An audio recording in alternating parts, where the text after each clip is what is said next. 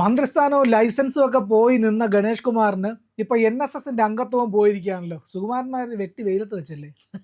Director ബോർഡിൽ നിന്നാണ് അദ്ദേഹത്തെ ഒഴിവാക്കിയിരിക്കുന്നത്. സുകുമാരൻ നായർ പറയുന്നത് എന്താ വെച്ചാൽ അദ്ദേഹത്തിൻ്റെ കാലാവധി കഴിഞ്ഞു, അപ്പോൾ അതുകൊണ്ട് നാച്ചുറലായിട്ടും അദ്ദേഹത്തിൻ്റെ സ്ഥാനം തീർന്നു, അല്ലാണ്ട് പുറത്താക്കിയതല്ല എന്നാണ് പറയുന്നത്. ലൈസൻസ് വെച്ച് തുടങ്ങിയതുകൊണ്ട് അതിലേക്കും കൂടെ ഒന്ന് വരാം. ദുബായിൽ ലൈസൻസ് ഉണ്ട്, ഇവിടുത്തെ ലൈസൻസ് എന്തോ ആയിക്കോട്ടെ, എനിക്കൊരു പ്രശ്നമില്ല.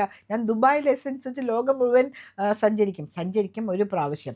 പക്ഷേ നമ്മൾ ഏത് രാജ്യത്താണോ സെറ്റിൽഡ് ആയിട്ടിരിക്കുന്നത് അവിടുത്തെ ലൈസൻസ് കൂടെ വേണം. ഇൻ്റർനാഷണൽ ലൈസൻസിന് ഒരു പ്രത്യേക പീരീഡിലേക്കാണ് നമ്മൾ ട്രാവൽ ചെയ്യുമ്പോൾ നമുക്ക് ഇൻ്റർനാഷണൽ ലൈസൻസ് എല്ലാവർക്കും തന്നെ കിട്ടും. ദുബായിലെ ലൈസൻസ് വെച്ച് കേരളത്തിലും ഓടിക്കാമെങ്കിലും ഒരു പരിധിയിൽ കൂടുതലുള്ള സമയം ചെയ്യാൻ പറ്റില്ല. നമ്മൾ ഇവിടുത്തെ നിയമാനുസൃതമായ ലൈസൻസ് എടുത്തിട്ട് നമുക്കിവിടെ വണ്ടി ഓടിക്കാൻ പറ്റുള്ളൂ.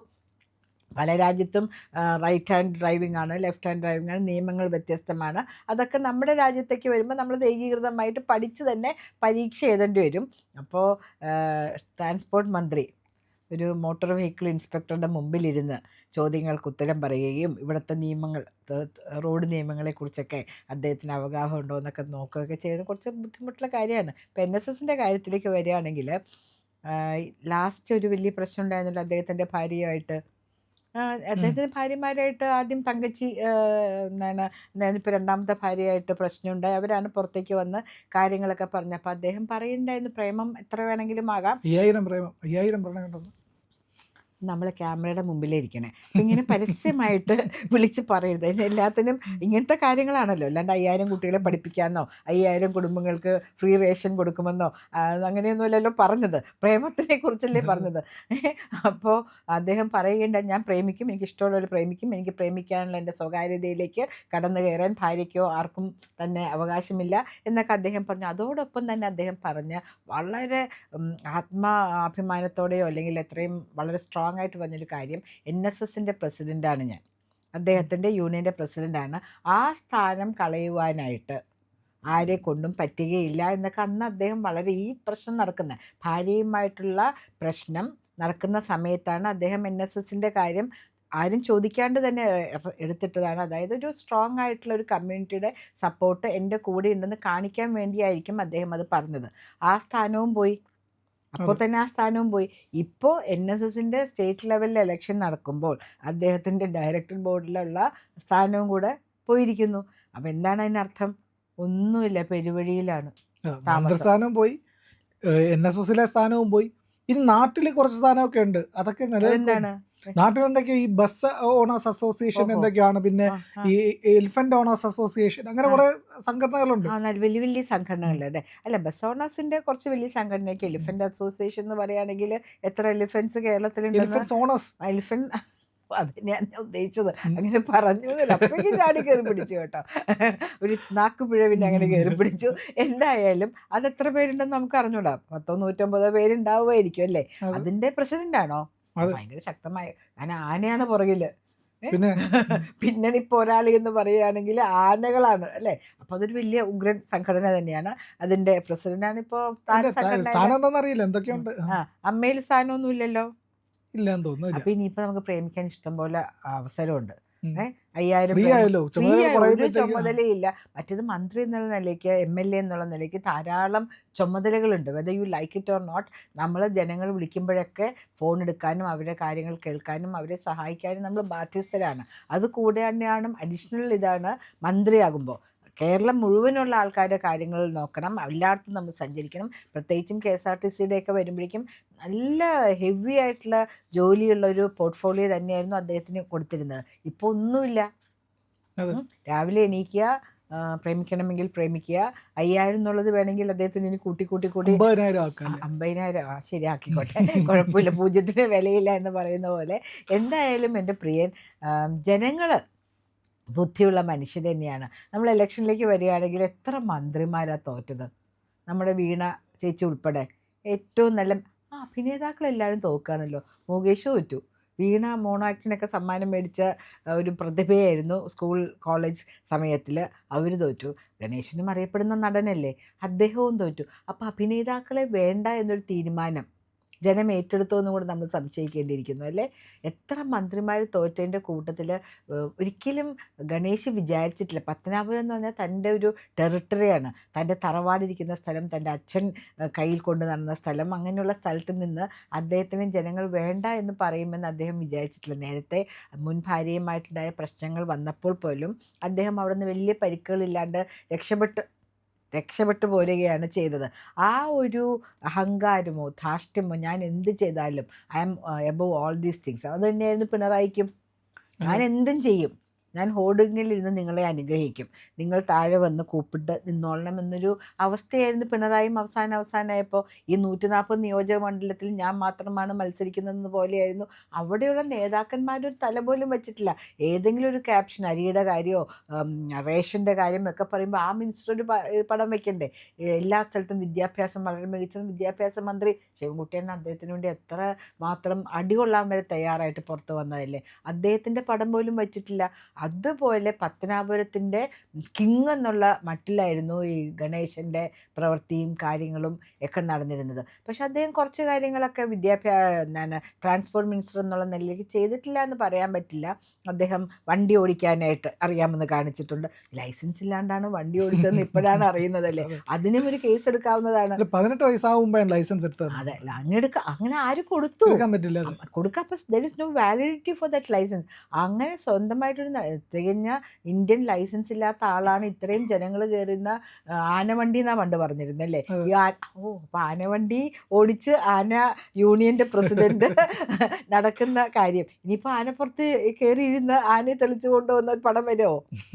അങ്ങനെയും പോകാമല്ലോ. അതൊക്കെ സോഷ്യൽ മീഡിയയിൽ വൈറലാകാൻ പറ്റുന്ന കാര്യങ്ങൾ. അതിനു വേണ്ടിയല്ലേ മന്ത്രിമാരൊക്കെ ആണെങ്കിലും ഈ വണ്ടി പിടിക്കുന്ന, അവർക്ക് ഓടിക്കാനുള്ള ബാഡ്ജ് കാര്യങ്ങളൊക്കെ ഉണ്ടോ എന്ന് പോലും നമ്മൾ ശ്രദ്ധിക്കുന്നില്ല.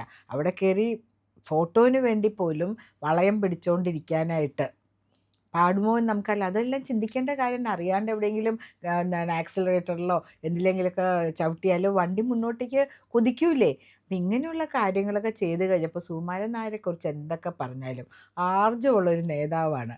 നായർ NSSൻ്റെ നായർ സർവീസ് സൊസൈറ്റിയുടെ സെക്രട്ടറി ആയിട്ടിരിക്കുന്ന. പക്ഷേ എനിക്ക് അഭിപ്രായ വ്യത്യാസമുണ്ട് കേട്ടോ. എന്ത് സുകുമാരൻ നായരെ പറ്റി? എന്ത് സമുദായത്തിന് വേണ്ടിയിട്ട് എന്തെങ്കിലും കാര്യങ്ങളൊക്കെ ചെയ്യും. നമ്മൾ അതിനെക്കുറിച്ചല്ല നമ്മുടെ സംസാര വിഷയം. ശ്രീ ഗണേഷ് കുമാറിന് ഇത്തവണ ഡയറക്ടർ ബോർഡിൽ റീറ്റെയിൻ ചെയ്തിട്ടില്ല. അദ്ദേഹത്തിൻ്റെ കാലം കഴിഞ്ഞു പോയി എന്നാണ് പറഞ്ഞ കാലപരിധി കഴിഞ്ഞു. വേണമെങ്കിൽ രണ്ടാമത് നോമിനേറ്റ് ചെയ്യാമല്ലോ. അതിനെക്കുറിച്ച് നമ്മൾ ചർച്ച ചെയ്യുമ്പോൾ ചക്കാന്ന് പറയുമ്പോൾ ചുക്കെന്ന് പറഞ്ഞുകൊണ്ട് വരരുത്. സുകുമാരൻ നായർ എത്ര കാലമായിരിക്കാൻ തുടങ്ങിയിട്ട്? പണിക്കർ സാർ മരിച്ചതിന് ശേഷം ഇങ്ങോട്ട് വന്നിട്ടുള്ള അധികാരം മൊത്തം കൈയാളിയിരിക്കുന്ന ആളല്ലേ സുകുമാരൻ നായർ? അതിപ്പോൾ എന്നോട് ചോദിക്കേണ്ട കാര്യമാണോ? ആ ഡയറക്ടർ ബോർഡിലിരിക്കുന്ന അദ്ദേഹത്തിന് വോട്ട് ചെയ്യുന്ന ആൾക്കാരോട് ചോദിക്കേണ്ട കാര്യമല്ല ഇപ്പം എന്നോട് ചോദിക്കുന്നത്. ഏതായാലും അത് ശരിയായിട്ടുള്ളൊരു നടപടിയല്ല. ശരിയായിട്ടുള്ള നടപടിയല്ലാതെ സുകുമാരൻ നായർ തന്നെ പറഞ്ഞു. ആരും അജീവനാന്തരം ഒരു ചുമതലയിലും ഈ നായർ സർവീസ് സൊസൈറ്റിയിൽ ഇരിക്കുകയില്ല എന്ന് അദ്ദേഹം പറഞ്ഞു. അപ്പം അദ്ദേഹം തന്നെ ചിലപ്പോൾ അത് ഉദ്ദേശിച്ചിട്ടുണ്ടാകും. അപ്പോൾ ഉടനെ ഒഴിവായിരിക്കും അല്ലേ? അല്ല, നമുക്കത് പറയാൻ പറ്റില്ല. എനിക്ക് ജ്യോതിഷത്തിൽ വലിയ പ്രാവീണ്യമില്ല. ഇത് വെച്ച് നോക്കിയിട്ട് സുകുമാരൻ നായരുടെ ഭാവിയെക്കുറിച്ചും കാര്യങ്ങളെക്കുറിച്ചും പറയുവാനായിട്ട് എനിക്ക് പ്രാവീണ്യമില്ലാത്ത വിഷയങ്ങളെ. നായർ ഈഴവ ഐക്യത്തെ അട്ടിമറിച്ചയാൾ, ഹിന്ദു സമുദായത്തിനെ പിന്നിൽ നിന്ന് കുത്തിയയാൾ. സുകുമാരൻ നായരെ പറ്റിയിട്ട് വിശേഷങ്ങൾ ഒരുപാടുണ്ട്. ആര് പ്രിയനുണ്ടാക്കിയതാണ് ഇതൊക്കെ? പൊതുസമൂഹം കൃത്യമായിട്ട് വിലയിരുത്തുന്നതാണ്, നായർ സമുദായം വിലയിരുത്തുന്നതാണ്. സുകുമാരൻ നായർ യാതൊരു കാരണവശാലും അംഗീകരിക്കാൻ പറ്റാത്ത ഒരു സമുദായ നേതാവാണെന്ന് കാര്യത്തിൽ സംശയമില്ല. പ്രിയൻ, അങ്ങനെയാണെങ്കിൽ ഈ നടന്ന ഇലക്ഷനിലും അങ്ങേര് എങ്ങനെയാണ് വിജയിയായത്? ഇപ്പം നായരാണ് പറഞ്ഞതെന്ന് പറയുന്നു, ഇദ്ദേഹം പിന്നിൽ നിന്ന് കുത്തിയെന്ന്. അങ്ങനെയാണെങ്കിൽ പിന്നിൽ നിന്ന് കുത്തിയെന്ന് വിചാരിക്കുന്ന എത്രയോ പാർട്ടിയുടെ നേതാക്കന്മാർക്ക് തക്ക മറുപടി കൊടുത്തൊരു കേരളം അല്ലേ? അതിൽ തന്നെയാണല്ലോ നായന്മാരും താമസിക്കുന്നത് അല്ലേ? അവർക്ക് വോട്ടുള്ളൊരു സ്ഥലമാണ്, അവർക്ക് മാത്രം വോട്ടുള്ളൊരു സ്ഥലമാണ്. അപ്പോൾ അങ്ങനെയാണെങ്കിൽ അവർക്ക് അങ്ങനെ തോന്നുന്നുവെങ്കിൽ ഇപ്പോഴത്തെ NSS ഭാരവാഹികൾ ഞങ്ങൾക്ക് സംരക്ഷണം നൽകുന്നില്ല എന്ന് തോന്നുന്നെങ്കിൽ ഇതായിരുന്നു തക്കതായ സമയം. ഞങ്ങൾക്ക് ആവശ്യപ്പെട്ട നേതാക്കന്മാരെ കൊണ്ടുവരാൻ ഇലക്ഷനിൽ കൂടിയാണല്ലോ വരുന്നത്, അല്ലാണ്ട് വേറെ ഒന്നുമല്ല. ഇലക്ഷന്റെ സുതാര്യതയും അതിന്റെ നടത്തിപ്പും ഒക്കെ തന്നെ ചോദ്യം ചെയ്യപ്പെടേണ്ടതാണ് എന്നുള്ളതാണ്. എന്തായാലും ആരും ചോദ്യം ചെയ്തില്ലല്ലോ. എന്നാൽ ഇപ്പോൾ ഇന്ത്യൻ ഉപരാഷ്ട്രപതി NSSന്റെ ആസ്ഥാനത്ത് പ്രവേശിക്കരുതെന്ന് വിലക്കിയ ആളാണ്. അത് മന്നം സമാധിയിൽ പുഷ്പാർച്ചന നടത്താൻ അനുവദിക്കാത്ത ആളാണെന്നുള്ളതാണ് ഞാൻ പറയുന്നത്. അങ്ങനെ എന്തിന് പോയി നിൽക്കണം? ആർക്ക് വേണമെങ്കിലും ചെന്ന് അവിടെ പുഷ്പാർച്ചനയോ കാര്യങ്ങളോ ചെയ്യാമെന്ന് പറയുന്നുണ്ടല്ലോ. ശ്രീ സുകുമാരൻ നായർ പറയുന്നുണ്ട്. ഇത് നമ്മുടെ എല്ലാം മന്നത്ത് പത്മനാഭൻ എന്ന് പറയുകയാണെങ്കിൽ ഹിന്ദുക്കളായ അല്ലെങ്കിൽ നായന്മാരായ എല്ലാവരുടെയും ഒരു നല്ല ജീവിതം കാംക്ഷിച്ചിരുന്നൊരു വ്യക്തിയാണ് അദ്ദേഹം. മന്നത്ത് ആചാര്യൻ എന്നാണ് പറയുന്നത് അല്ലേ. അപ്പോൾ അദ്ദേഹത്തിൻ്റെ അവിടെ പോയിട്ട് ഇന്നതേ ചെയ്യാൻ പാടുള്ളൂ എന്ന് പറയാൻ പറ്റില്ല. ഇതൊക്കെ മീഡിയ ഉണ്ടാക്കുന്നതാണോ എന്ന് നമുക്കറിയില്ല പ്രിയൻ. നമ്മൾ രണ്ടുപേരും ജേർണലിസ്റ്റുകൾ തന്നെയാണ്. അപ്പോൾ നമ്മൾ ബെനിഫിറ്റ് ഓഫ് ഡൗട്ട് എപ്പോഴും കൊടുക്കണം. നമ്മളുടെ ഈ സംസാര വിഷയം എന്താണ്, ഗണേഷ് കുമാറിനോട് കടക്കൂ പുറത്ത് എന്ന് നായന്മാർ പറഞ്ഞിരിക്കുന്നു. അതേ ഞാൻ പറയുള്ളൂ. കാരണം ഒരാളുടെ തീരുമാനമല്ല അത്, പലരും ചേർന്നെടുത്ത തീരുമാനമാണ്. അദ്ദേഹത്തിൻ്റെ തന്നെ ബ്രാഞ്ച്, അദ്ദേഹം പ്രതിനിധാനം ചെയ്യുന്ന ബ്രാഞ്ച് കരയോഗം ബ്രാഞ്ച് CPM കരയോഗം അദ്ദേഹത്തിൻ്റെ പേര് നോമിനേറ്റ് ചെയ്ത് ഇന്നതിലേക്ക് കൊടുത്തിരുന്നില്ല. അവിടെ ചർച്ചയെങ്കിലും വന്നിരുന്നു. അതായത് താഴേന്ന് അദ്ദേഹത്തിൻ്റെ കരയോഗത്തിൽ നിന്ന് അദ്ദേഹത്തിൻ്റെ പേര് റെക്കമെൻഡ് ചെയ്ത് വരാത്തത് കൊണ്ടാണ് സുകുമാരൻ നായർ സാറിന് അതൊന്നും ചെയ്യാൻ പറ്റാതിരുന്നത്. അതെ, അത്രേ ഉള്ളൂ. അല്ല, അല്ലെങ്കിൽ ഗണേഷ് കുമാറിനെ പോലത്തെ ആൾ അവിടെ തുടരണമെന്ന് NSSന് വലിയ ആഗ്രഹം ഇല്ലെങ്കിൽ NSSന്റെ ബാക്കിയുള്ളവർക്ക് വലിയ ആഗ്രഹം ഉണ്ടാവില്ലല്ലോ. കാരണം ഈ കുടുംബ ഇത് അവകാശം നിലനിർത്താനുള്ള ഒരു സംവിധാനമായിട്ട് NSS ഒരിക്കലും മാറാൻ പാടില്ല.